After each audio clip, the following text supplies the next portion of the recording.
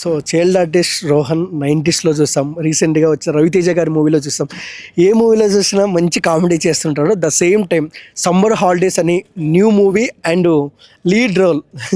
So hi bro.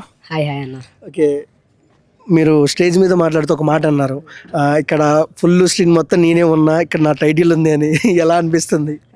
ఇది ఎప్పటి నుంచో ఒక సాధిద్దాం అనుకున్నా మైల్ స్టోన్. ఇప్పుడే కాదు, పెద్ద ఎంత అవుతుంది అనుకున్నా, కానీ దేవుడి దయ వల్ల ఫస్ట్ టైం నేను ఒక్కనే పోస్టర్లో పక్కన నా సినిమా పేరు చూసుకోవడం చాలా చాలా హ్యాపీగా ఉంది. ఇలానే ప్రతి సినిమా ఉండాలని కోరుకున్నా. ఓకే రోహన్, 90s అప్పుడు ఇక్కడే మనం మాట్లాడుకున్నాం, చాలా ఆనందంగా ఉందన్న, బాగా చేస్తున్నాం, ఇంకా మూవీలు వస్తాయని అని మీరు కొన్ని మాటలు అన్నారు.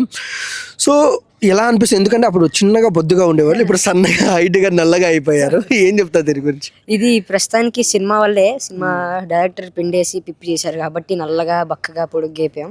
పొడుగు ఇచ్చి ప్యూబర్టీ, బక్కగా అవడం కూడా ప్యూబర్టీయే, కానీ ట్యాన్ అవ్వడం కొంచెం మరి ఎక్కువ బక్క అయిపోవడం పిండేయడం వల్లే. కానీ కష్టానికి ఫలితం ఉంటుంది అంటారు కదా, ఈ సినిమాతో 100% అది కనపడుతుంది అని కోరుకుంటున్నా. That's it.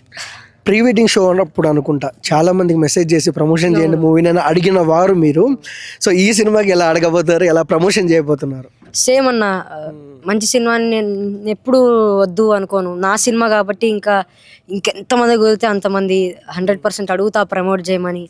మంచి కాంటెంట్ అంటే ఇప్పుడు నార్మల్ జనాలు అందరూ వచ్చి ప్రమోట్ చేస్తున్నారు. మీడియా మనతో ఉంటే ఏదైనా పాసిబుల్. ఓకే రోహన్, అంటే 15 years కదా, మేబీ 10th ఉండాలి మీరు. సో చదువుకుంటున్నారా లేదంటే ఏంటి? 10th ఇప్పుడు రీసెంట్గా వచ్చా సమ్మర్ హాలిడేస్ 10th. దాని తర్వాత అంతలో సమ్మర్ హాలిడేస్ ఓపెన్ అయ్యేసరికి నేను 10th అంటే సినిమా అయిపోతుంది. దాని తర్వాత కొంచెం తగ్గిస్తా 10th కాబట్టి, దెన్ గ్రాడ్యువలీ